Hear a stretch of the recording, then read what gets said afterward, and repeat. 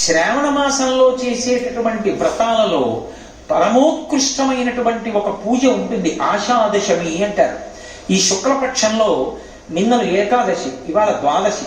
ఆ ఏకాదశికి ముందు దశమి తిథి ఉంది. దశమి తిథికి ఒక్కదానికే సంవత్సరం మొత్తం మీద ఒక్క శ్రావణ మాసంలో వచ్చేటటువంటి శుక్లపక్ష దశమికి ఆషాదశమి అని పేరు. ఆశ అంటే ఏంటి? కోరిక కాదు.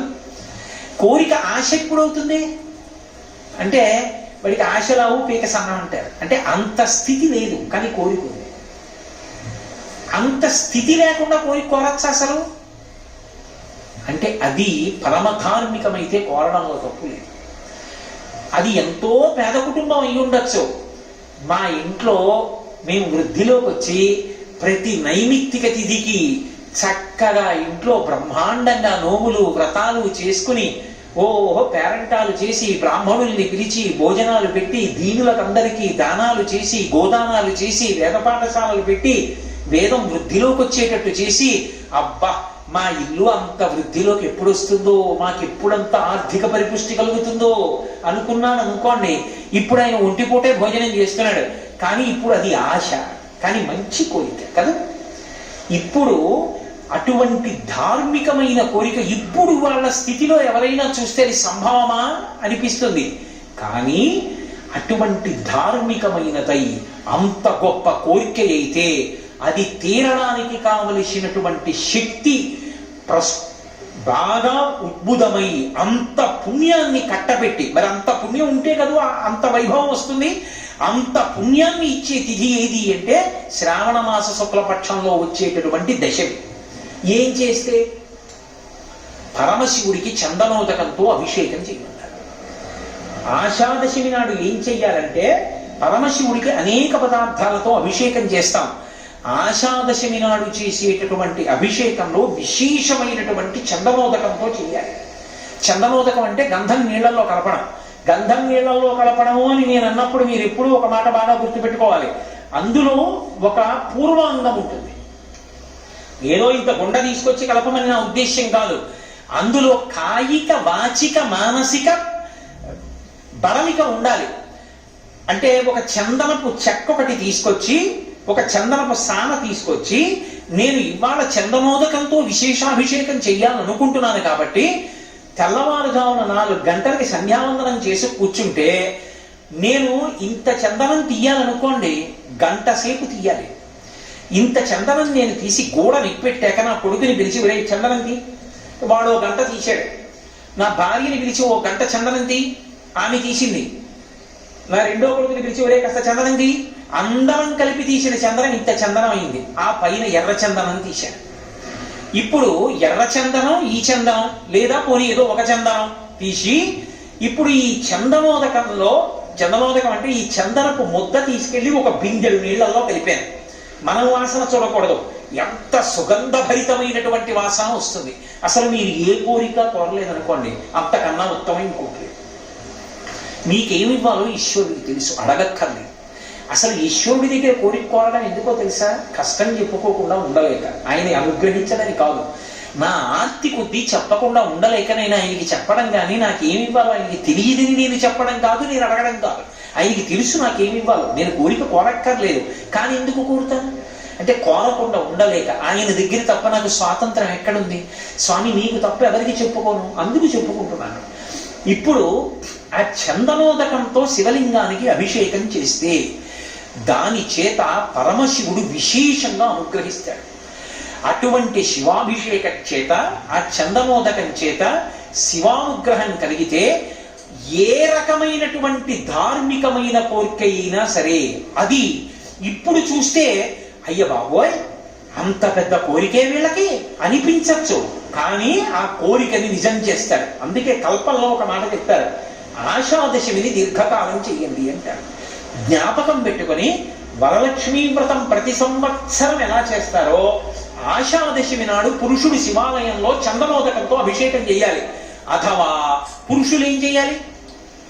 స్నానం చేసి ఓ చందనం పలక దుంగ, ఆ చందనపు సాన దుంగ పట్టుకుని అభిషేకం చేసుకోవడం రాకపోతే దేవాలయంలోకి వెళ్ళి కూర్చుని చందనం తీసి శివాలయంలో ఇవ్వాలయ్యా అభిషేకం చేయండి.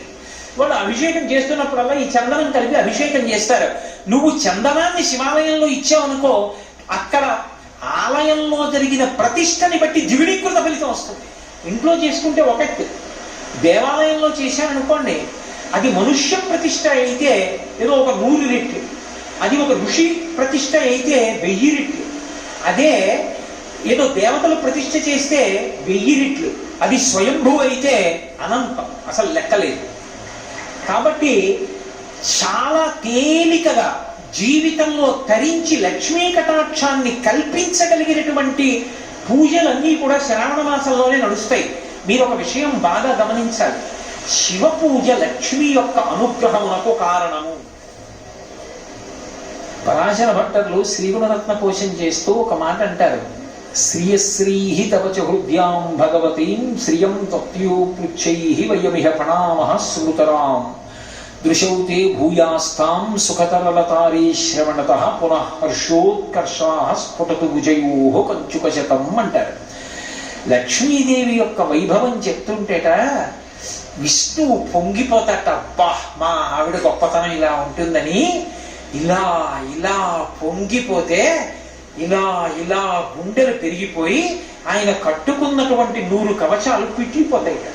పిట్లిపోయి కింద పడిపోయాక చూసుకుంటాట, ఓహో మా ఆవిడ్ని పొగిడితే ఇంత పొంగిపోయానా అనుకుంటాట. లక్ష్మీదేవి యొక్క వైభవం చెప్పేటప్పటికీ నీలమేఘశ్యాముడు కదు పర్జన్య పావనో నవః. పర్జన్యుడు విష్ణు స్వరూపం. ఎంత సంతోషపడిపోయాడో, ఎక్కడి నుంచో గబగబా వచ్చి ప్రాంగణం అంతా చుట్టి కురిపించేస్తున్నాడు. కాబట్టి అది కూడా ఈశ్వర కృపే, విష్ణువు యొక్క అనుగ్రహం కలిగింది అనడానికి ఇదే తార్కాణం. కాబట్టి ఆషాదశమి నాడు పరమశివలింగానికి చందనోదకంతో అభిషేకం చెయ్యడం లక్ష్మీదేవి యొక్క అనుగ్రహానికి కారణం. మీరు ఎప్పుడైనా ఒక విషయం జ్ఞాపకం పెట్టుకోండి, అపారమైనటువంటి లక్ష్మీ కటాక్షమునకు హేతువైనది ఏది అంటే శివార్చన. అసలు లక్ష్మీదేవి యొక్క స్థానం ఏది? బిల్వ నిలయాం అని కదా చెప్తాం. బిల్వమునందు ఆవిడ ఉంటుంది. బిల్వము అంటే మారేడు దళం, మారేడు దళంలో ఉంటుంది. మారేడు దళంలో ఆవిడ ఉంది. ఆవిడ మారేడు దళంలోంచి మన ఇంట్లోకి రావాలంటే ఏమవ్వాలి? అది శివలింగం మీద పడాలి. మారేడు దళం ఇలా పట్టుకున్నాను అనుకోండి, లక్ష్మి మారేడు దళంలోనే ఉంటుంది. మారేడు దళం శివలింగం మీద పడింది అనుకోండి, ఈయనలు శివలింగానికి జరిగితే లక్ష్మీ కటాక్షం, బోర్లా పడితే సరస్వతి కటాక్షం. జ్ఞానం వస్తుంది బోర్లా పడితే, తిరగబడి ఈయనలు తగిలితే లక్ష్మీ కటాక్షం. అందుకే బిల్వ నిలయాం, అది శివ పూజ చేత లక్ష్మీ కటాక్షం వస్తుంది. అందుకే మీరు చూడండి, శివ పూజ చేసేటటువంటి వారు మహదైశ్వర్యవంతులై ఉంటుంటారు. కారణాల్లో ఒకటి ఎందుచేత అంటే శివ పూజ విపరీతమైనటువంటి ఐశ్వర్యానికి కారణం. క్రమంగా శివభక్తిలో కుదురుకుని నియమంగా శివాభిషేకం చేయడం అలవాటైందనుకోండి, వాడి ఐశ్వర్యానికి అసలు ఏ విధమైనటువంటి హద్దు ఉండదు. అసలు ఐశ్వర్యం అన్న మాటకు అర్థమేటో తెలుసా? తృప్తిని మించిన ఐశ్వర్యం లేదు. ఎంత ఉన్నా ఏదో లేదన్నవాడు దరిద్రుడేగా, ఏమీ లేకపోయినా నాకేం లేదన్నవాడు ఐశ్వర్యవంతుడేగా. కాబట్టి నా దృష్టిలో పరమైశ్వర్యవంతుడు ఎవరు అంటే గొప్ప తృప్తి కలిగిన వాడు. అంటే నేను కాదు ఆ మాట అన్నావు, శంకర భగవత్పాదులు అన్నారు ఆ మాట. కౌపీనవంత కలుభాగ్యవంత అన్నారు. గోజీ పెట్టుకున్న వాడి కన్నా ఐశ్వర్యవంతుడు లోకంలో ఎవడు అన్నారు. ఎందుకని అంటే అన్నీ వదిలేసిన వాడు సర్వసంగ పరిత్యాగి, నాకేం కావాలని చెప్పి అంతటా బ్రహ్మాన్ని చూసి పొంగిపోతూ ఓ గోచి పెట్టుకు తిరుగుతుంటాడు రమణ మహర్షిలా. యోగలతో వా భోగలతో వా సంగలతో వా సంగ విహీన యశ్చత్ బ్రహ్మణి రమతే చిత్తం నందతి నందతి నందత్యేవ. అన్నీ ఉన్నా నాకేదో లేదని ఏడిచేవాడు దరిద్రుడు. ఏమీ లేకపోయినా గోచి పెట్టుకుని నాకేం లేదని అంతటా బ్రహ్మాన్ని చూసి పొంగిపోయేవాడు ఐశ్వర్యవంతుడు. అది ఇవ్వగలిగిన వాడు పరమశివుడు. కాబట్టి ఆశ Da Vinci, hai finito? L'arte non può mai essere finita. Posso... ఇంకా అసలు ఆ మాట అన్వయం చేయడం సాధ్యం కాదు, అంత పెద్ద ఎత్తున అనుగ్రహించగలదు. కాబట్టి ఆ రోజు మరిచిపోకుండా ఆషాదశమి నాడు పరమశివుడికి చందనోదకంతో అభిషేకం చెయ్యడాన్ని మర్చిపోవద్దు. బాహ్యంలో పరమశివుడికి చందనం ఉదకంతో అభిషేకం చేస్తే ఒక ఫలితం ఉంటుంది. ఏమిటి ఆ ఫలితం అంటే, కొడుకులు వృద్ధిలోకి వస్తారు, వంశం నిలబడుతుంది, వంశం అంతరించిపోవడం అన్నది ఉండదు. చందనోదకంతో నియమంగా అభిషేకం చేసేటటువంటి వాళ్ళ వంశం ఆచంద్రతారార్కం వర్ధిల్లుతుంది. 2 కొడుకులు వృద్ధిలోకి వస్తారు సంతోషంగా. ఆషాదశమి నాడు చేసేటటువంటి అభిషేకం, అందున ప్రత్యేకించి చందనోదకంతో చేసే అభిషేకం, పరమశివలింగాన్ని చందనంతో అలంకారం చేయడం చాలా విశేషమైనటువంటి ఈశ్వర కృపకి పాత్రులు కావడానికి కారణములవుతాయి. కాబట్టి శ్రావణ మాస శుక్లపక్షంలో వచ్చేటటువంటి ఆషాదశమి తిథిని అందరూ కూడా సక్రమంగా వినియోగం చేసుకుని ఆయన యొక్క అనుగ్రహాన్ని పరిపూర్ణంగా పొంది అన్ని విధాల జీవితంలో వృద్ధిలోకి రావడానికి దాన్ని హేతువుగా మలుచుకోగలిగినటువంటి ప్రజ్ఞని అంకురింప చేసుకోగలగాలి. ఇక శ్రావణ పౌర్ణమి. శ్రావణ పౌర్ణమికి జంఝాల పౌర్ణమి అని, రాఖీ పండగ అని, రక్షాబంధనమని, ఉపాకర్మ ప్రారంభమయ్యే రోజని అనేకమైనటువంటి విశేషాలు. శ్రావణ పౌర్ణమి వచ్చింది అంటే శ్రావణ పౌర్ణమికి జంఝాల పౌర్ణమి అని పేరు. జంధ్యము అన్న మాటకు అర్థం యజ్ఞోపవీతం. లోకంలో ఎప్పుడైనా ఏదైనా ఒక మంగళప్రదమైనటువంటి వస్తువు ఉందనుకోండి, ఆ వస్తువుకి ఆ శుభప్రదత్వం, ఆ మంగళప్రదత్వం ఎలా వచ్చింది అంటే దానికి ఏదో ఒక కారణం ఉంటుంది. ఆ కారణం చేత అలా మంగళప్రదత్వం వచ్చింది అని చెప్తాం. ఏదో మంగళసూత్రంలో శతమానాలు ఉన్నాయనుకోండి, శతమానాలలో అంత గొప్పతనం ఎలా వచ్చింది అన్నారనుకోండి, అందులో ఎంత బంగారం వెయ్యాలో కూడా శాస్త్రం చెప్పింది. ఎంత బంగారం ఉంటే శతమానములు అమ్మవారి యొక్క ఆవాహనతో అంత గొప్పగా ఉంటాయో శాస్త్రం చెప్పింది. కాబట్టి ప్రతిదానికి మంగళప్రదత్వానికి ఓ కారణం ఉంటుంది. యజ్ఞోపవీతం. యజ్ఞోపవీతం అంటే జంధ్యం. జంధ్యం వేసుకుంటాం. అది వేసుకున్నాడు అంటే యజ్ఞం చెయ్యడానికి అధికారమును పొంది ఉన్నాడు అని గుర్తు. ఇప్పుడు యజ్ఞోపవీతం అసలు ఎక్కడి నుంచి వచ్చింది, ఎవరు తయారు చేశారు అన్నారనుకోండి, యజ్ఞోపవీతం పరమం పవిత్రం ప్రజాపతేర్యత్ సహజం పురస్తాత్. ఆ యజ్ఞోపవీతాన్ని ప్రజాపతి మొట్టమొదట ధరించి ఆవిర్భవించినాడు. ప్రజాపతి అన్న మాటని ఒక రకంగా అన్వయం చేస్తే చతుర్ముఖ బ్రహ్మ గారు, ఆయన త్రిమూర్తుల్లో ఒకడు, సృష్టికర్త అయినటువంటి వాడికే అసలు ఆయన ఆవిర్భవించినప్పుడే ఆయనకి యజ్ఞోపవీతం ఉన్నది. అంటే యజ్ఞోపవీతము ఎవ్వరూ తయారు చెయ్యలేదు. సృష్టిలో ఒకరు తయారు చెయ్యవలసిన అవసరం లేకుండా ప్రజాపతి తనంత తాను ధరించి ఆవిర్భవించాడు. అంత గొప్పది. అది ఉంటే వాడు యజ్ఞం చెయ్యడానికి అధికారి అని గుర్తు.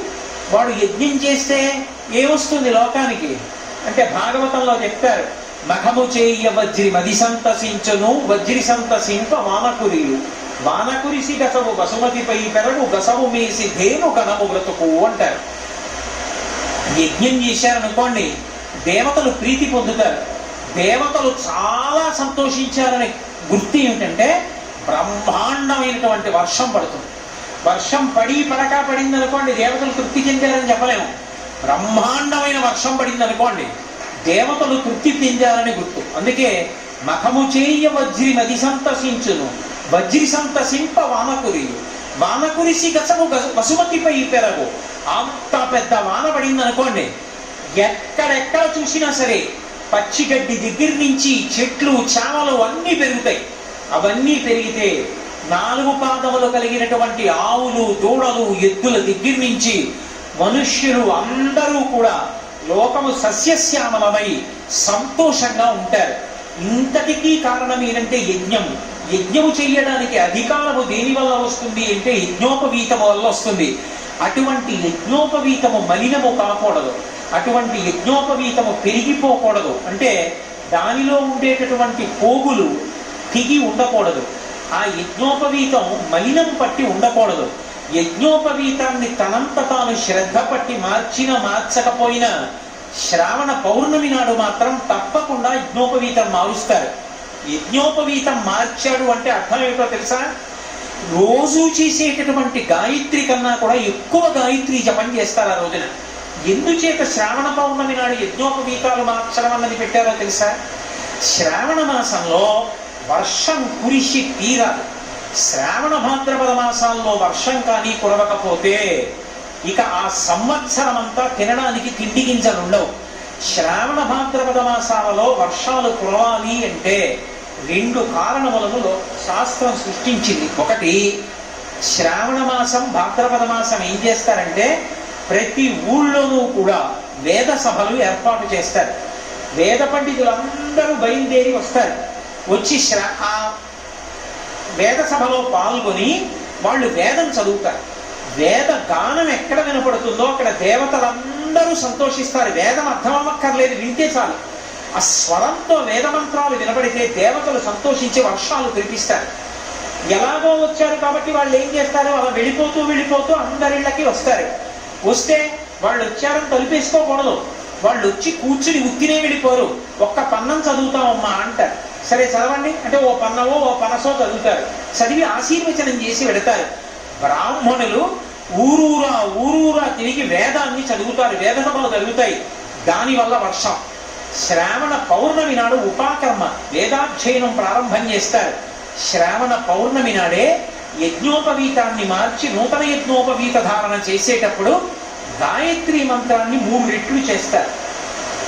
కనీసంలో కనీసం రోజు 11 మాటలు చేసేవాడు కూడా 33 మాటలు చెయ్యాలి ఆ రోజున. ఎందుకంటే యజ్ఞోపవీతం తీసి కొత్త ముందు యజ్ఞోపవీతం కొత్తది వేసుకుంటారు. వేసుకున్నప్పుడు చెయ్యాలి. తీసేసి మళ్ళీ పాత యజ్ఞోపవీతాన్ని విడిచిపెట్టేసిన తర్వాత చెయ్యాలి. మళ్ళీ సంధ్యావందనంలో చెయ్యాలి. కాబట్టి రోజు 11 మాటలు చేసేవాడు కూడా 33 మాటలు చేస్తాడు. 3 పూట్ల 1000 మాటలు చేసేవాడు 9000 చేస్తాడు. అంత శ్రద్ధతో చేస్తారు. శ్రావణ పౌర్ణమి నాడు గాయత్రి మంత్రం విశేషంగా జపం చేయబడుతుంది. కాబట్టి గాయత్రి గానము చేసినంత మాత్రం చేత రక్షించేటటువంటి శక్తి కలిగిన మంత్రం. ఆ గాయత్రి మంత్రం శ్రావణ పౌర్ణమి నాడు విశేషంగా జపం చేయబడినటువంటి కారణము చేత అందరూ కూడా ఆ మంత్రాధిష్టాన దేవత అయినటువంటి గాయత్రీదేవి యొక్క అనుగ్రహంతో అన్ని రకములైనటువంటి ఐశ్వర్యాలని పొంది సకల సంపత్తుల చేత, సౌభాగ్యము చేత, ఆయురారోగ్య ఐశ్వర్యముల చేత ఆనందప్రదమైనటువంటి జీవితాన్ని గడపడానికి కావలసినటువంటి పరమేశ్వర సంబంధమైనటువంటి అనుగ్రహ సంబంధమైన విభూతులను పొందుతారు.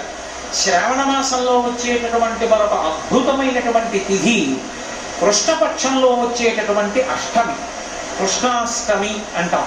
కృష్ణాష్టమి శ్రీకృష్ణ పరమాత్మ అవతార స్వీకారం చేసినటువంటి రోజు. అది శ్రావణ మాసంలో వస్తుంది. ఎందుకు శ్రావణ మాసంలో వచ్చినటువంటి అష్టమి నాటి అర్ధరాత్రి పుట్టాలి? ఏం అలా పుట్టకపోతే ఇంకోలా పుడితే కృష్ణాష్టమి కాదా? కృష్ణుడు ఎప్పుడు పుట్టినా కృష్ణాష్టమేగా. మరి కృష్ణుడు అలా ఎందుకు పుట్టాడు అంటే మీరు అందులో ఉండేటటువంటి తత్వాన్ని జాగ్రత్తగా అర్థం చేసుకోవాలి. మనకి ఒక రోజు అంటే పగలు రాత్రి కలిపితే ఒక రోజు. పగటి పూట సూర్య భగవానుడు ఉంటాడు, అన్నీ కనపడతాయి. రాత్రి వేళ సూర్యకాంతి ఉండదు, చీకట్లో ఇంకేం కనపడదు. అది అర్ధరాత్రి అయిందనుకోండి అసలు కనపడదు. మనకి ఒక రోజు అయితే రాత్రి పగలు కలిపితే ఒక రోజు. పితృదేవతలకి ఒక నెల అయితే ఒక రోజు. శుక్లపక్షం అంతా పగలు, కృష్ణపక్షం అంతా రాత్రి. కృష్ణపక్షం అంతా రాత్రి అయితే 8వ తిథి అయినటువంటి అష్టమి అర్ధరాత్రి. అంటే పితృదేవతలకు అర్ధరాత్రి. మనకి కృష్ణ భగవానుడు అర్ధరాత్రి పుట్టాడు కాబట్టి మనకి రాత్రి. మనుష్యులకు రాత్రి, పితృదేవతలకు రాత్రి. దేవతలకు ఉత్తరాయణం పగలు, దక్షిణాయనం రాత్రి. మళ్ళీ దక్షిణాయనంలో అర్ధరాత్రి పుట్టాడు శ్రావణ మాసంలో. శ్రావణ మాసం మిగిలిన మాసాల కన్నా కూడా చీకటిగా ఉంటుంది. ఎందుచేత అంటే నల్లటి మబ్బులు కిందకు వచ్చేస్తాయి. కిందకు వచ్చిన కారణంగా వసంత ఋతువులో సాయంకాలం 7 గంటలకి ఏ వాతావరణం ఉంటుందో శ్రావణ మాసంలో సాయంకాలం 5 గంటలకు ఆ వాతావరణం ఉంటుంది. చీకటి పడిపోయినట్టుగా ఉంటుంది. అందున శ్రావణ మాసం అష్టమి నాటి అర్ధరాత్రి కటిక చీకటిగా ఉంటుంది. కాబట్టి దేవతలకు రాత్రి, పితృదేవతలకు రాత్రి, మనుష్యులకు రాత్రి. ఇంతమందికి రాత్రి కావాలంటే అది శ్రావణ మాసపు కృష్ణపక్ష అష్టమి కావాలి. అంతటి అర్ధరాత్రి వేళ కృష్ణుడు పుట్టాడు. ఎందుకని? ఆయన నల్లటి మబ్బులా ఉంటాడు, అదో చీకటి. అందుకే ఆయనకి కృష్ణ అని పేరు. కృష్ణ అంటే నలుపు అని అర్థం. కృష్ణపక్షము అంటలా నల్లని పక్షం అని, కాబట్టి నల్లనివాడు. పైగా నిజంగా కూడా నల్లనివాడు. ఇన్ని నలుపులు కలిసి వచ్చాయి. ఏమిటి నలుపులన్నీ? ఉన్న చీకటి సాలకి ఈ నలుపు కూడా ఎందుకు కొత్తగా మనకి అంటే కాదు. ఆ నలుపులో ఒక మెరుపు. ఏమిటి ఆ మెరుపు? జ్ఞాన జ్యోతి. భగవద్గీత. గీతాచార్యుడు కృష్ణం వందే జగద్గురు. జగదాచార్యుడై మనం తరించడానికి కావలసినటువంటి జ్ఞాన జ్యోతిని మనకు అందించడానికి అర్ధరాత్రి వేళ వచ్చాడు. చీకటి బాగా ఉన్నప్పుడే భయం ఎక్కువ ఉంటుంది. ఆ భయాన్ని పోగొట్టేది దీపం. జ్ఞానము కలిగితే ఇంకా సంసార భయం లేదు, ఇక పునరావృత్తి భయం లేదు. అటువంటి సంసార భయాన్ని పోగొట్టగలిగినటువంటి జగద్గురువుగా కృష్ణ పరమాత్మ ఉచ్చారణడానికి సంకేతమే శ్రావణ మాసపు అష్టమి నాటి అర్ధరాత్రి ఆవిర్భవించాడు.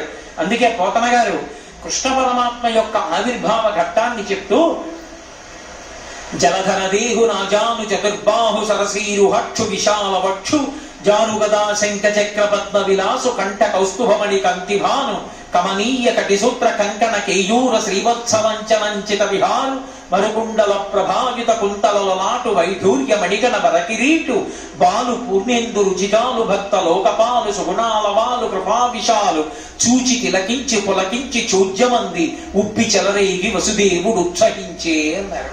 అది పరిపూర్ణావతారం. కారాగారంలో పుట్టి మహానుభావుడు పుట్టుకతోనే పీతాంబరం ధరించి చతుర్భుజుడై శంఖచక్ర గదా పద్మములతో ప్రకాశిస్తూ దర్శనమిచ్చాడు. లోకంలో బిడ్డడు పుడితే తల్లిదండ్రులు సంతోషిస్తారు. దేవకీ వసుదేవులు ఆయనకి నమస్కారం చేసి స్తోత్రం చేశారు. అంతటి మహానుభావుడు. లోకంలో జ్ఞాన జ్యోతిని వెలిగించిన వాడు.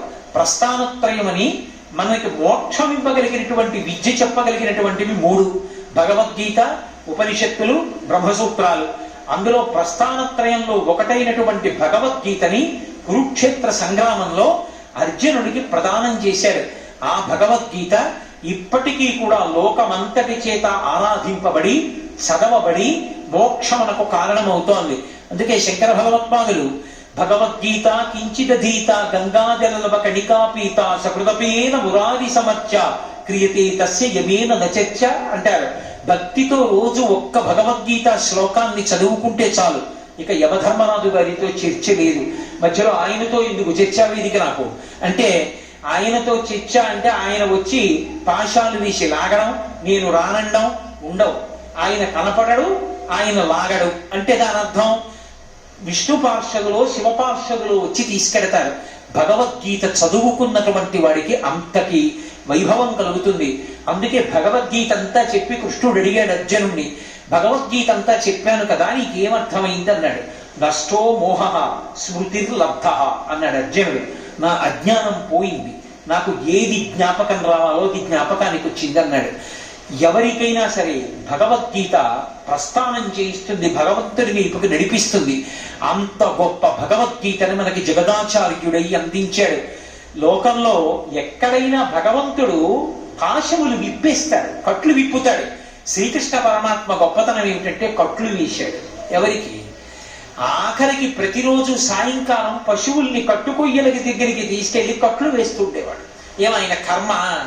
లీలాశుకుడు పరవశించిపోయాడు. శ్రీకృష్ణ కర్ణామృతంలో అన్నాడు, గోధూడిధూ సరిత కోమల గోపవేషం గోపాల బాలక శతైరనుగమ్యమానం సాయంతనే ప్రతిగృహం పశుబంధనార్థం గచ్చంతమచ్యుత శిశుం ప్రణతోస్మి నిత్యం అన్నాడు.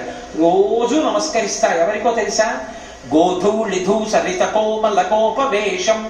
ఆవుల మంద వెనక నడుస్తున్నప్పుడు ఆవుల యొక్క డెక్కల నుంచి పైకి రీగినటువంటి ధూళి చేత అలంకృతుడైనటువంటి చిన్ని కృష్ణుడు అలా వెళ్ళిపోతూ ఉంటే ఆ ఇళ్లలో ఉన్నటువంటి గోపకాంతలు వెళ్ళిపోతున్నాడు మళ్ళీ కనపడని చెప్పి, కృష్ణ కృష్ణ మా ఇంట్లో ఈ ఎద్దుని ఆవుని కట్టలేకపోతున్నాను, చాలా బలంగా ఉన్నాయి, లాగేస్తున్నాయి, నువ్వు కొంచెం కట్టవా అంటే చిన్ని కృష్ణుడు దాన్ని పలుపు పట్టుకుని, ఎందుకు వినవు అన్నమాట, రా అని ఆ చిన్ని కృష్ణుడు దాన్ని బలవంతంగా లాగుతుంటే డొక్కలు అక్కలించుకుపోయి ఉరప్పంజలం కనపడుతుంటే చెమట బిందువులతో తడిసినటువంటి కృష్ణుడు ఆవుల్ని లాక్కొచ్చి గుంజలకి కడుతున్నాడు. నీలాశికుడు అన్నాడు, అందరి పాశములు విప్పే కృష్ణ, నువ్వు ఆవులకు పాశములు కడుతున్నావు, గోపాల బాలక స్థితికి దిగజారిపోయావు. స్వామి నీ యొక్క అనుగ్రహానికి పరాకాష్ఠ, ప్రతిరోజు నువ్వు ఆవుల్ని కట్టిన సన్నివేశం తలుచుకుని నమస్కరిస్తానయా అన్నాడు. అంతటి మహాద్భుతమైన అవతారం. ఎక్కడో పుట్టడం కాదు, ఏ పాము నెరుగక ఏ పారుమేటికి పశుల కాపరి ఇంట పాము కలిగి, ఏ తల్లి చనుబాలు ఎన్నడెడుగని ప్రోఢ తల్లి యశోద చనుల పాలు త్రవనిరిగి, ఏ హాని వృద్ధుల నెరుగని బ్రహ్మంబు పొదివిటిలో వృద్ధి పొందనుండే ఏ కర్మములు లేక వెలయునొక్కడికి జత కర్మంబులు సంభవించే ఏ చదువులనైన ఇట్టిట్టిదనలాని అర్థం అవయవములయందు అందముండే ఏ తపములనైన ఎలమి పంటని పంట వల్ల వీజనముల వాడపండే ఏమీ తెలియనటువంటి గోపాల బాలురు గోపకాంతలు మొలకడిగితే తలకడగరు తలకడిగితే మొలకడగరు అటువంటి వారి మధ్య ఆడుకున్నాడు. వాళ్ళందరూ తన్నేరు, గుద్దారు, కౌగిట చేర్చుచు చెట్టపట్టుచున్ తన్నుచు గుద్దుచున్ నగచు తద్దయు కైబడి కూడియాడుచున్ మన్నన చేయు వల్లవ కుమారుల భాగ్యము విత్తయొప్పునే అన్నాడు బ్రహ్మగారు.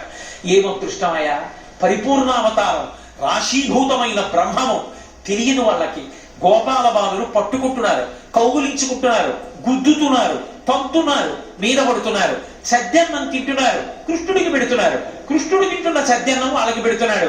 వాళ్ళకన్నా అదృష్టవంతున్నా నేను, ఎందుకు ఈ దిక్కుమాలిన బ్రహ్మ పదవి నాకొద్దు తీసే. ఎన్నడునైన యోగి విభులెవ్వని పాద పరాగమింతయం కన్నుల కానరట్టి హరి మహానుభావుడు. ఆయనతో తిరుగుతున్నటువంటి ఈ గోపాల బాలకులలో ఎవరిదైనా ఒక్కడి పాద రేణువులు నా తల మీద వేసుకునే అదృష్టమి నాకు ఈ బ్రహ్మపదవి తీసేయి. అహోభాగ్యం నందగోప వ్రజౌకసాం యన్మిత్రం పరమానందం పూర్ణం బ్రహ్మ సనాతనం అంటాడు వ్యాసుడు మూలంలో. ఎంత అదృష్టవంతులయ్యా వీళ్ళు, పరబ్రహ్మంతో ఆడుకుంటున్నారంటాడు. అటువంటి పరిపూర్ణావతారం కృష్ణావతారం. కృష్ణావతారంలో లీలలే లీలలు. కృష్ణావతారానికి ఉన్న గొప్పతనం ఏమిటంటే, మనం కష్టపడి కృష్ణుడి దగ్గర మనసు పెట్టక్కర్లేదు, కృష్ణుడే మన మనసు లాగేస్తాడు. అది ఆ అవతారానికి ఉన్న గొప్పతనం. మీరు తెలిసి కానీ తెలియక కానీ కృష్ణలీలలు విన్నారనుకోండి, అవి ఏదో సరదాగా విన్నా సరే మన మనస్సుని లాగేస్తాయి, వశం చేసేసుకుంటాయి.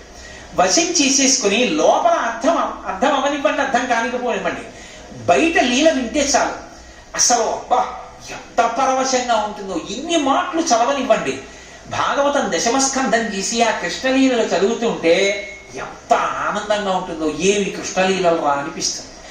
ఎంతమంది ఎన్ని రకాలుగా దర్శనం చేసి పొంగిపోయారు. వ్యాసుల వారు దర్శించారు, అంతకన్నా పోతన గారు, అంతకన్నా మధుసూదన సరస్వతి, అలాగే మహానుభావుడు లీలాశుకుడు ఎంతమంది ఎన్ని దర్శనం చేశారు. అసలు ఆ కృష్ణలీలలు ఎవరో కొంతమందికి కనపడడం కాదు, ఉపాసన చేసిన ప్రతి వాళ్ళకి ఇప్పటికీ బాలకృష్ణుడిగా దర్శనమిస్తూనే ఉంటాడు. అందుకే పెద్దవాడైపోయిన కృష్ణుడి కన్నా బాలకృష్ణుడిగానే ఇష్టపడతారు. యశోదకి బాలకృష్ణుడి ఇష్టం. ఆశ్చర్యం ఏమిటో తెలుసా, రుక్మిణీదేవికి ఎవరిష్టం అంటే బాలకృష్ణుడి ఇష్టం. లోకంలో ఏ ఆడది కూడా మా ఆయన చిన్నప్పుడు ఎలా ఉన్నారో అది నాకు ఇష్టం, అలా ఉంటే బాగుండేది అంటుందా? అనదు. కానీ రుక్మిణీదేవి ఏమడిగిందో తెలుసా, మీరు పెద్దవారు అయిపోయిన తర్వాత ఈ రాయబారాలు, ఈ సారథ్యాలు, ఈ రాజకీయ వ్యూహ రచనలు, అబ్బబ్బా వీటికన్నా మీరు బాలకృష్ణుడిగా ఉన్న లీలలు చాలా బాగుంటాయి. మీరు పెద్దవారిగా ఇంట్లో తిరుగుతున్నప్పుడు ఉన్న తృప్తి కన్నా బాలకృష్ణుడిగా ఒక్క మూర్తి చేయించి తెచ్చి నాకు పెట్టండి, చూసి సంతోషిస్తానండి. అంటే అసలు ఆ బాలకృష్ణ లీలలు ఎంత గొప్పవో చూడండి. అప్పుడు విశ్వకర్మని పిలిచి చేయించాడు బాలకృష్ణుడి మూర్తిని.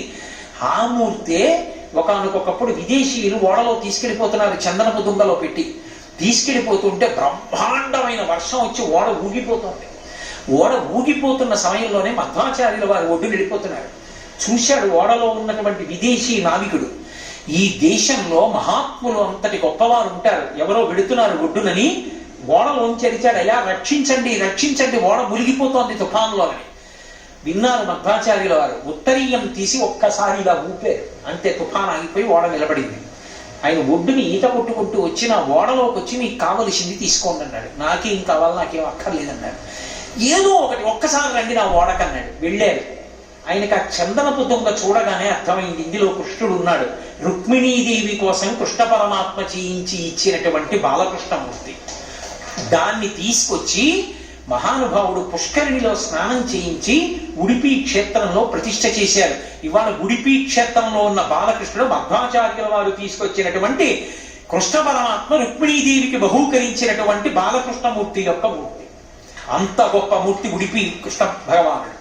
ఆ బాలకృష్ణుడి లీలలు అంత గొప్పగా ఉంటాయి. ఆ కృష్ణాష్టమి తిథిని అందుకే అంత భక్తి ప్రపత్తులతో చేస్తారు. నేను ఇంత చెప్పిన తరువాత నేను ఆ బాలకృష్ణుడి లీల మనసుని ఎలా లాగుతుందన్న దానికి ఒక ఉదాహరణ చెప్పకుండా ఉండలేను. లీలాశుకుడు అనుభవిస్తాడు.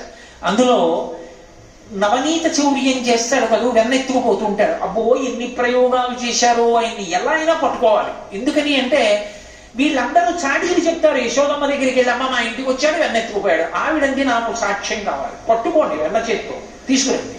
అలా దొరికితే కదూ, దొరకడు ఎప్పుడు. ఒక ఆవిడ గంటలు కట్టింది పాపం. ఒక ఆవిడ గంటలు కడితే కృష్ణ పరమాత్మ మెల్లిగా ఏదో నిత్యాలు వేసుకుని పైకి ఎక్కారు. ఎలా ముట్టుకుంటే గంటలు అవుతాయి ఆలోచించారు. ఆయన పరిపూర్ణ అవతారం, ఆయన ఆజ్ఞాపిస్తే ఏదైనా మాట వినవలసిందే.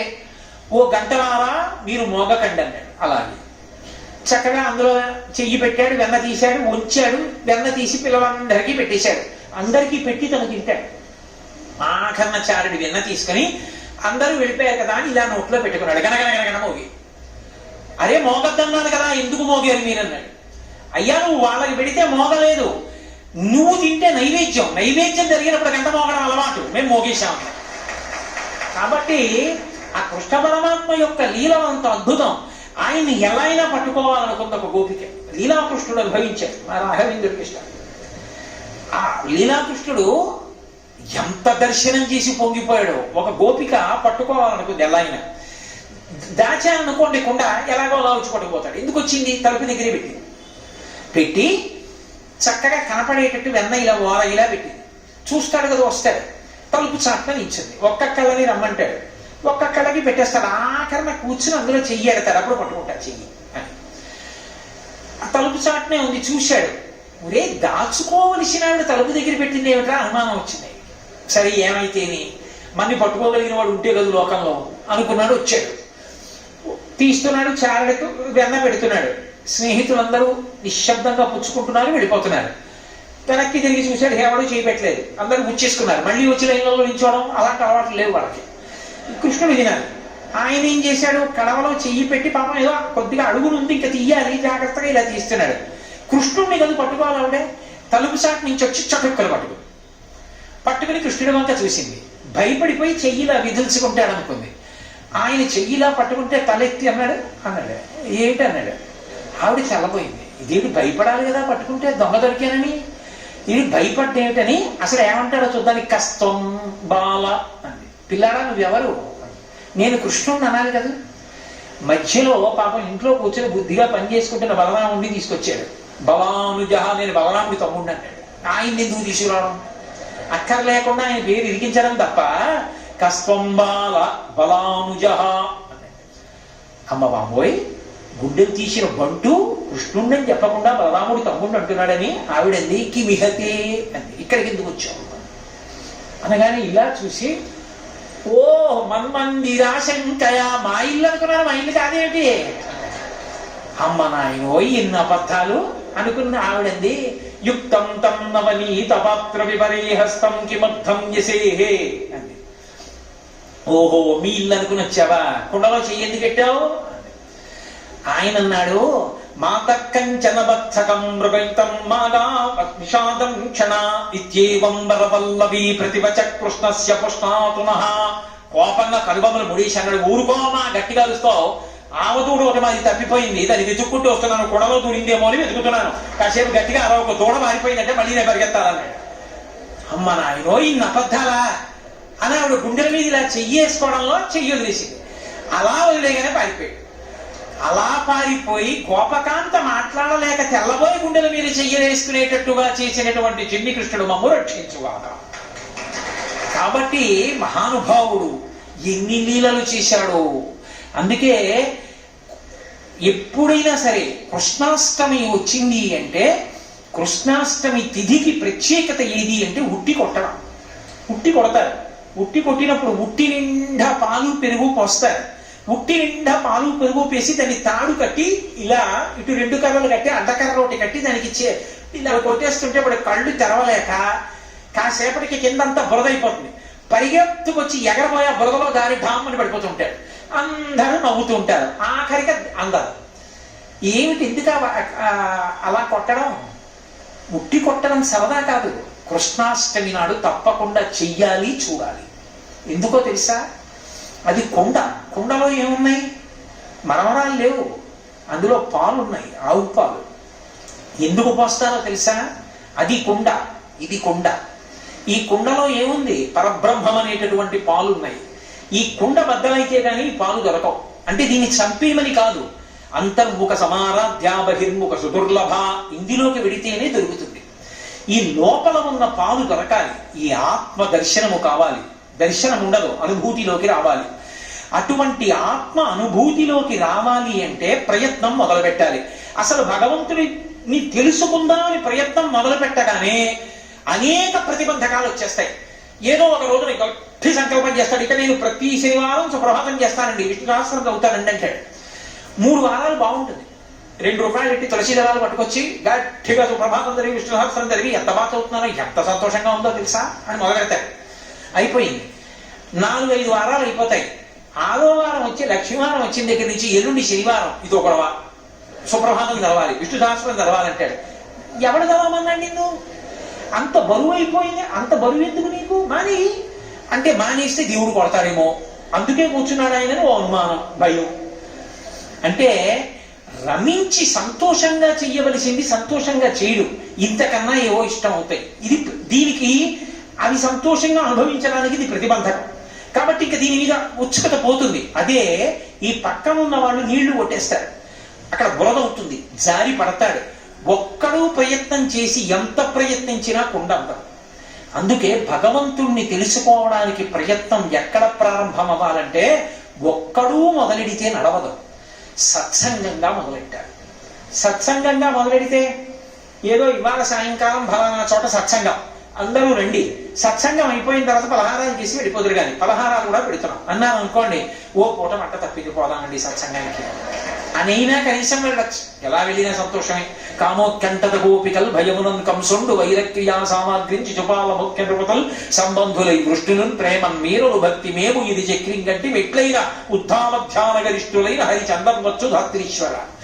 ఏ ఓ పూట మంట మానచ్చనో అక్కడికి వెళ్ళారు. ఇప్పుడు వాళ్ళందరూ విష్ణు సహస్రనామం చదువుతున్నారు. ఈయనకి రాదు పాపం. రాకపోతే కనీసం పక్కవాడి వంక చూసి ఆ చదివిస్తున్నాయి ఇలా చూస్తున్నాడు అనుకోండి, ఏమిటో నువ్వు ఒక్కడే చదవట్లేదని కొంచెం సిగ్గుపడిపోయి, ఏమిటో ఇదో పెద్ద గొడవ కింద ఉంది, విష్ణు సహస్రనామం మనకి రాదు, వీళ్ళందరూనేమో గడగడగడగడగడగడ చదివేస్తున్నారు చక్కగాను, లేదు నేను నేర్చుకోవాలి శ్రద్ధగాని. కనీసం ఇంటికి వెళ్ళి ఏం చేస్తాడు, ఎంఎస్ సుబ్బలక్ష్మి గారు పాడిన విష్ణు సహస్రమో పెట్టుకుని జాగ్రత్తగా బ్రహ్మణ్యో బ్రహ్మవృత్ బ్రహ్మ బ్రహ్మ బ్రహ్మ వివర్ధన బ్రహ్మ విబ్రాహ్మణో బ్రహ్మీ బ్రహ్మజ్ఞో బ్రాహ్మణ ప్రియ బాగా నేర్చుకుంటాడు. నేర్చుకుని ఇప్పుడు విష్ణు సహస్రం చదివే దగ్గరికి వచ్చి అందరికీ పుస్తకాలు ఇస్తే ఆయనకి ఇచ్చేయండి, నాకు అక్కర్లేదు, ఎందుకంటే నేను నోటితో చదవాలి, అదో సంతోషం, అదో గర్వం, పోనీ మంచిదే. అది ఇచ్చేసి అందరూ చూడాలని గట్టిగా మొదలు పెడతారు. పోనీ మంచిదే, ఏ విష్ణు సహస్రం గట్టిగా చదివావు, మంచిగా చదివావుగా, అన్నీ ఒక్క పెడితేరా. కాబట్టి ప్రయత్నం ప్రారంభమైంది. ఇప్పుడు ఏమైంది, కొన్నాళ్ళు అయింది, ఏమన్నా ఎప్పుడు విష్ణు సహస్రమైనా ఇంకేమైనా చేద్దామండి. సరే అయితే వచ్చే వారం భజన చేద్దాం. అందరూ కూర్చున్నారు, ఒకటి కంగేరి పట్టుకున్నాడు, ఒకటి చిరతలు పట్టుకున్నాడు, ఒకడేదో హార్మోని పట్టుకున్నాడు, ఒకటి తబలా పట్టుకున్నాడు, మిగిలిన జై జయశంకర హర హరశంకర జై జయశంకర హర హరశంకర భజన చేస్తున్నారు. ఏమీ అక్కర్లేదు, చేతులు కొట్టుకుంటూ గట్టిగా వస్తున్నాడు. భజనకున్న లక్షణం ఏమిటో తెలుసా? మీరు ఒక గంట సేపు జై జయశంకర హర హరశంకర జై జయశంకర హర హరశంకర అనేసి వెళ్ళిపోతున్నారు అనుకోండి, ఇంటికి శుభ్రంగా పలహారం చేసి మోటార్ సైకిల్ మీద భార్యను ఎక్కించి వెళ్ళిపోతూ జై జయశంకర హర హరశంకర జై జయశంకర హర హరశంకర అంటాడు. ఎందుకంటే నోటిని పట్టుకుంటుంది. అది కొన్నాళ్ళు పోయాక ఏం చేస్తాడంటే వారానికి ఓ రోజే సత్సంగం, మనం ఇంట్లో కూర్చుని మనం కూడా జై జయశంకర హర హరశంకర అందాం కాసేపు అంటాడు. భజ గోవిందం భజ గోవిందం గోవిందం భజ మూఢమతే కాసేపు భజన. భజనలో ఏమవుతుందంటే అందరూ కలిసి చేస్తారు, అదో సంతోషం. కొన్నాళ్ళు అయ్యాక నేను కంజరి నేర్చుకుంటానంటాడు. కనీసం నేను ఆ తాళం వేయడం నేర్చుకుంటాను. ఎంత చక్కగా వాళ్ళు స్పీడ్ అందుకున్నప్పుడు ఇక్కడ కూడా వాయిస్తుంటే ఎంత బాగుందో చూడడానికి.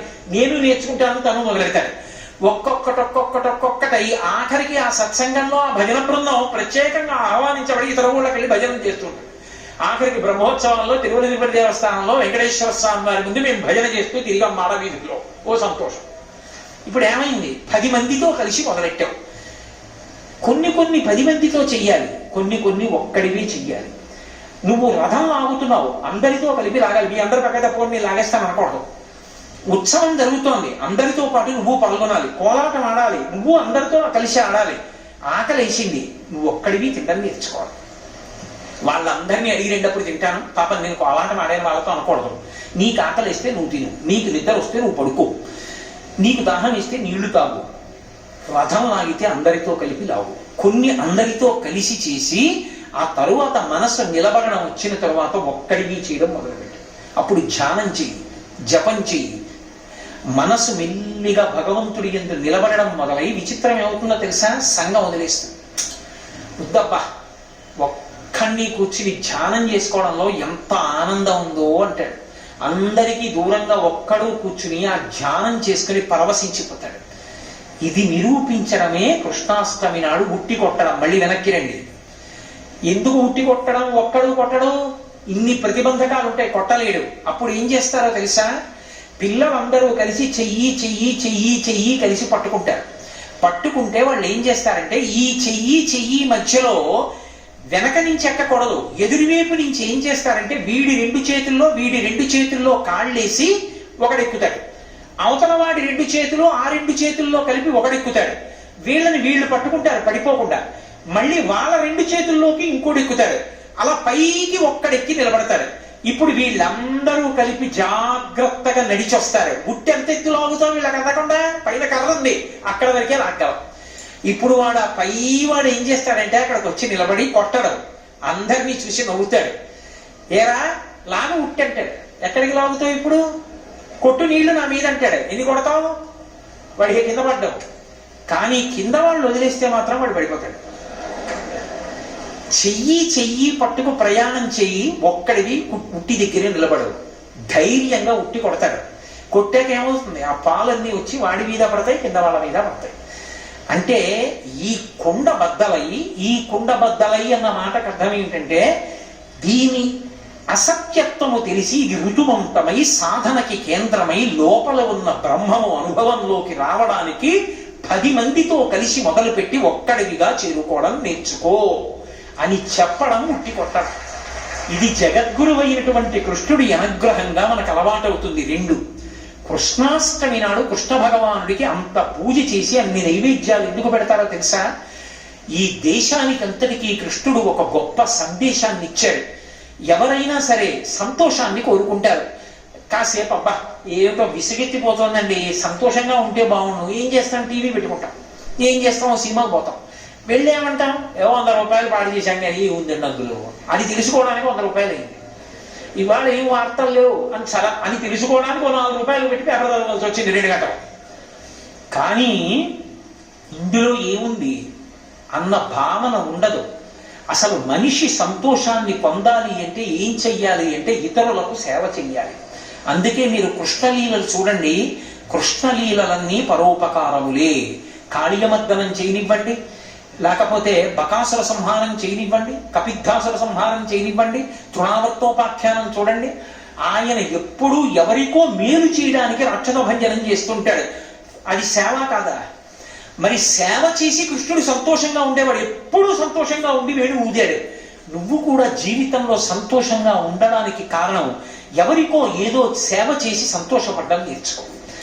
నేను ఇవాళ ఈ సేవ చేయగలిగాను, అమ్మయ్య చాలు, నా జీవితం సంతోషం, ఇంతకన్నా ఏం కావాలి?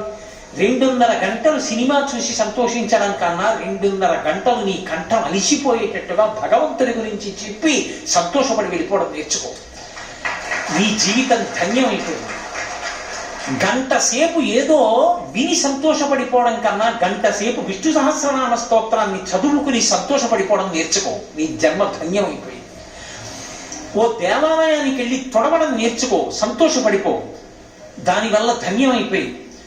వారానికి ఒకసారి దేవాలయానికి వెళ్ళి పరమేశ్వరుడికి కట్టి విప్పిన బట్టలు నేనే ఉతికి ఆరేసి ఇస్తాను అని నియమం పెట్టుకుని ఉతికి ఆరేయడం నేర్చుకో, నీ జన్మ ధన్యమైపోయింది. నేను వారానికి 1 రోజు ఎక్కడో అక్కడ దీనులు ఎవరున్నారో వాళ్ళకి మా ఇంట్లో పాయసం కాచి పట్టుకెళ్ళి అందరికీ తలో కాస్త పాయసం ఇస్తాను. పోని నెలకొక్క రోజు కాదు, 3 నెలలకొక్క రోజు వాళ్ళందరికీ పాయసం పెడతాను పట్టుకెళ్ళి. అలా పెట్టి వాళ్ళ కళ్ళల్లో మెరుపు చూసి మురిసిపోతాను. నువ్వు ధన్యుడమైపోయావు. అది సేవ. సేవ వలన సంతోషాన్ని పొందండి. ఈ సందేశం ఇచ్చిన వాడు ఎవరంటే కృష్ణ పరమాత్మ. కృష్ణాష్టమిలో కృష్ణుడికి ఉన్న గొప్పతనం ఏమిటో తెలుసా? రాముణ్ణి ఎవరు ఇష్టపడతారంటే ధర్మాత్ములు ఇష్టపడతారు. జేబు దొంగలు, హంతకులు కృష్ణుడిని రాముడిని ఇష్టపడరు. ఎందుకంటే రాముడు ధర్మాత్ముడు, ఆయన వాళ్ళకి ఇష్టం ఉండడు. కానీ కృష్ణుడు చూడండి, సంగీత వాయించే వాళ్ళందరికీ కూడా, సంగీత పరికరములను వాయించే వాళ్ళందరికీ కృష్ణుడు ఇష్టం. ఎందుకంటే బాగా వేణువు వాయిస్తాడు. విలాస విద్యలు ఉన్న వాళ్ళకి కృష్ణుడు ఇష్టం. ఎందుకో తెలుసా? ఆయన హాయిగా అంతఃపురంలో కూర్చోవచ్చు, కానీ సారథ్యం బాగా నేర్చుకుని మంచి సారథయ్యాడు ఆ రోజుల్లో. అందుకని హాబీస్ అంటారు. హాబీలు నేర్చుకునే వాళ్ళకి కృష్ణుడు ఆదర్శం. దొంగతనం చేసే వాళ్ళకి కూడా కృష్ణుడే ఆదర్శం. మాకు ఆదిదేవుడు ఆయన ఏం చెప్పుకుంటుంటారు వాళ్ళు, ఎందుకంటే నవనీత చౌర్యం చేశాడు. నేను ఆ మాట అనకూడదు. రాసలీల సరిగ్గా అర్థం కాకపోతే నా నోటితో ఉచ్చరించడం ఎందుకు? అంతటి తప్పు పనులు చేసే స్థాయికి దిగజారిపోయేవాడు కూడా కృష్ణుడు రాసలీల చేయలేదా అంటూ ఉంటాడు. అలాంటి వాళ్ళకి కృష్ణుడే ఇష్టం. ఆఖరికి చిన్న చిన్న పిల్లలకి కూడా బాలకృష్ణుడు ఇష్టం, వృద్ధులకి బాలకృష్ణుడు ఇష్టం, మంచి పరిపాలకుడికి కృష్ణుడి వ్యూహరచన ఇష్టం, రాయబారులకి కృష్ణుడిలా రాయబారం చెప్పడం ఇష్టం, ధర్మాత్ములకు కృష్ణుడి యొక్క ధర్మరక్షణ ఇష్టం, జ్ఞానులకు కృష్ణుడి యొక్క భగవద్గీత ఇష్టం, జిజ్ఞాసువులకు కృష్ణుడు చెప్పిన విషయాలు పరిశీలించడం ఇష్టం, మహాభక్తులైన వాళ్ళకి కృష్ణ పాదాల వింద సంసేవనం ఇష్టం. కృష్ణుడు ఇష్టం కాని వాళ్ళెవరు? అసలు సమాజంలో ఉన్న అన్ని తరగతుల వారికి కృష్ణుడు ఇష్టమే. అందుకే కృష్ణుడి లాంటి వ్యక్తి లోకంలో ఉండడు. అందుకే కృష్ణాష్టమి అంత వైభవోపేతంగా చేసుకోవాలి. అంత వైభవోపేతంగా చేసుకుని ఉట్టి కొట్టాలి. ఉట్టి కొట్టేటప్పుడు మనందరం నిలబడాలి. మనందరం నిలబడితే ఆఖరణ కుండ బద్దలవ్వడం, అందులోంచి పాలు కారడం చూసినంత మాత్రం చేత ఎప్పుడో బద్దలవ్వలసిన కుండ చాలా తొందరలోనే, అంటే బెంగపెట్టుకోకూడదు. 100 ఏళ్ళు బతికి జ్ఞానము కలిగి ఈ శరీరము నేను కాదన్న సత్యము ఎరుకలోకి వచ్చి, శంకరాచార్యులు వారు అంటారు, చిరంజీవన్నేవ క్షపిత పశుపాశం వ్యతికర అంటారు. చిరంజీవిగా దీర్ఘాయుష్మంతుడై పశుపాశముల నుండి విమోచనుడై ఆ పరమేశ్వరుని యొక్క తత్వాన్ని అనుభవంలోకి తెచ్చుకుని అద్వైతానుభూతి యందు ఓలలాడుతూ శరీరాన్ని సాక్షిగా చూస్తూ విడిచిపెట్టగలుగుతాడు. అంతటి స్థితిని కల్పించగలిగినటువంటి అద్భుతమైన నైమిత్తిక తిథి కృష్ణాష్టమి. చిట్ట చివర వచ్చేటటువంటి తిథి పోలామావాస్య అంటారు. పోలాలమావాస్య కాదు, పోలామావాస్య అంటే వృషభ పూజ అని అర్థం. ఆ రోజున ఎద్దుల్ని పూజ చేస్తారు. ఎద్దు దేనికి ప్రతీక అంటే ధర్మమునకు ప్రతీక. అందుకే పరమశివుడు వృషభ వాహనారూఢుడై వెళుతూ ఉంటాడు. వృషభ వాహనం మీద వెళుతున్నాడు అంటే దానికి గుర్తు ఏమిటంటే ఏదో ముసలి ఎద్దు నెక్కాడు అని చెప్పకూడదు. అది ధర్మానికి ప్రతీక. ఆయన అందుకే రుద్ర అని ఆయనకు ఒక నామం. రుద్రుడు అన్న మాటకు అర్థం ఏమిటంటే ధర్మమునందు అనురక్తి కల్పించువాడు, ధర్మాత్ములను రక్షించువాడు, ధార్మిక జీవనము కలగాలని ఉత్సాహమును పెంపొందించువాడు. అటువంటి వాడు వృషభ వాహనారూఢుడై వెళుతూ ఉంటాడు.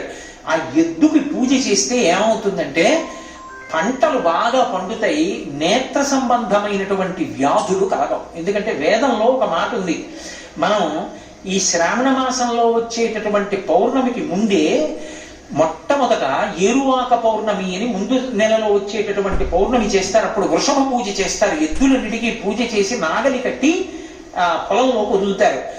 ఎద్దు పొలంలోకి వెళ్ళి దున్నడం మొదలు పెట్టగానే ఎద్దు యొక్క డెక్కల నుండి అమృత బిందువులు పడతాయిట భూమిలోకి. పడితే ఎద్దు డెక్కలు తగిలి నాగలి చేత దున్నబడిన భూమిలో పండినటువంటి పంటలు తిన్న ప్రజలకి కంటి సంబంధమైన వ్యాధులు రావు. నేత్ర వైద్యాలయములు ప్రతివాడికి కళ్ళజోడు వచ్చింది అంటే ఎద్దులతో వ్యవసాయం తగ్గిపోయింది అని గుర్తు. కాబట్టి ఆ ఎద్దు డెక్కల నుండి అమృతస్రావం అవుతుంది. ఎద్దు ధర్మమునకు ప్రతీక. అందుకే ఎవరైనా శరీరం వదిలిపెట్టేస్తే గోవుని అచ్చుసి విడిచిపెట్టేస్తారు. ఎందుకని అంటే ఒక్క ఎద్దుని విడిచిపెడితే అది గోసంతానమునకు కారణమవుతుంది. అనేక గోవులు గర్భం ధరించి దూడల్ని కట్టాయి. గోసంతానానికి కారణమైన వృషభాన్ని విడిచిపెట్టాడు కాబట్టి వృషసౌజ్జనము అంటారు. తల్లిదండ్రుల పేరు మీరు ఎద్దుని విడిచిపెడతారు. ఆ ఎద్దుని విడిచిపెడితే వాళ్ళు ఊర్ధ్వలోకాలు పొందుతారు. అంత గొప్పది ఎద్దు. అటువంటి ఎద్దుకి పోలామావాస్య నాడు పూజ చేసి ఆ ఎద్దు యొక్క అనుగ్రహమే ధర్మము యొక్క అనుగ్రహము అని. అందుకే పరమశివుడి ఆలయంలో వృషభం పడుకుంటుంది. వృషభం మళ్ళీ ఒక్కొక్క చోట ఒక్కొక్కలా ఉంటుంది. అన్ని చోట్ల ఉండే నందీశ్వరుడు ఒక ఎత్తైతే ఓరుగల్లు సామ్రాజ్యంలో, కాకతీయ సామ్రాజ్యంలో ఉండే నందీశ్వరుడు యొక్క ఠీవి ఒక ఎత్తు. అసలు కాకతీయ సామ్రాజ్యానికి గుర్తులలో ఆ నందీశ్వరుడు ఒకడు. ఇప్పటికీ మీరు 1000 స్తంభాల మంటపం దగ్గరికి వెడితే ఆయన కూర్చొనేటటువంటి తీరు, ఒక కాలు ముందు 2 కాళ్ళు మడవడం. ఆ కాకతీయ సామ్రాజ్యానికి సంబంధించిన నంది ముందు 2 కాళ్ళలో ఒక కాలు ఇలా వంచి చాపి ఉంచుతుంది, ఇలా చూడదు, ఇలా ఉంటుంది. అసలు విచిత్రం ఏంటంటే మీరు ఓరుగల్లు వెళ్ళి ఇప్పటికీ కూడా 1000 స్తంభాల మంటపంలో నందీశ్వరుడి దగ్గరికి వెడితే మీరు ఎటు వెళ్ళండి నంది మిమ్మల్ని చూస్తాడు. రామప్ప దేవాలయంలో కూడా అంతే, మీరు ఎటు వెళ్ళండి నంది మిమ్మల్ని చూస్తుంది తప్ప మీరు అలా వెళ్ళిపోయి ఇలా ఉన్నవారు అక్కడికి వెళ్ళిపోండి నంది ఇలా మిమ్మల్ని చూస్తున్నట్లు కనపడుతుంది. ఆ శిల్పి చాతుర్యం అలా చిక్కాడు. కాబట్టి ఆ నందీశ్వరుడి యొక్క గొప్పతనం ఏమిటంటే పరమశివుడి వైపు దృష్టి పెడతాడు, ప్రపంచం వైపుకి పృష్ఠభాగం పెడతాడు. అంటే ప్రపంచంతో సంబంధం లేదు, నా దృష్టి ఈశ్వరుడి మీద. వృషభ పూజ దేనికి గుర్తు అంటే నా దృష్టి ఈశ్వరుడి మీద నిలబడి విషయ ప్రపంచాన్ని విడిచిపెట్టాలి. ఆ స్థితి నాకు కలుగుగాక. అందుకే శ్రావణ మాసపు లక్ష్మి యొక్క పతాక స్థాయి ఏమిటి అంటే పోలామావాస్య, వృషభ పూజతో పూర్తవుతుంది. కాబట్టి శ్రావణ మాసం దక్షిణాయనంలో వచ్చి అందరినీ ఉద్ధరించగలిగినటువంటి కాలం. ఆ కాలాన్ని ఎవడు సద్వినియోగం చేసుకుంటాడో, ఎవడు ఆ తిథులను నైమిత్తిక తిథులుగా చక్కగా అనుష్ఠానం చేస్తాడో అటువంటి వాడు ఇహమునందు పరమనందు కూడా సమస్తమైనటువంటి సౌఖ్యములను పొందుతాడు. అటువంటి శ్రావణ మాస వైశిష్ట్యం గురించి సూర్యాపేటలో ఉన్నటువంటి మీ అందరూ పరమభక్తజనులు, అందున విశేష